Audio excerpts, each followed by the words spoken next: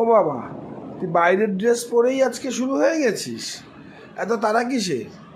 কি করবো বল দেখি, ঘড়িটার দিকে তাকিয়েছিস 11টা বাজে 10।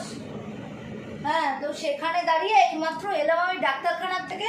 আসার সময় এই যে 2 ধাপে মাংস নিয়েছি। এটা কচি পাঁঠার মাংস, আজকে মাংসের ঝোলের ভাত করব। আর এটা কালকের জন্য হালকা রেওয়াজি মাংস। মাংসটাকে ম্যারিনেট করে নিই। এই হলুদ গুঁড়ো, লঙ্কার গুঁড়ো, তেল দিয়ে মাংস মেখে রাখলে না, ফ্রিজে রেখে দিলেও আমি দেখেছি ভীষণ ভালো থাকে। মানে ওই ফ্রিজের খাবারের যে একটা অদ্ভুত বিশ্রী ব্যাপার হয়, সেটা হয় না। সেটাকে এবার ম্যারিনেট করে এক কিনারে রেখে দিচ্ছি। আর এই যে জল খাবারের জন্য তোর আর মেয়ের জন্য কচুরি নিয়ে এসছি, সেটাই এখন দেব। চলো গণেশ চতুর্দশীকে কচুরি খাবো, না হয় খুব ভালো খবর। এই যে তোদের জল খাবার তো রেডি, ঘুগনি আর কচুরি। আর সবাইকে জানাই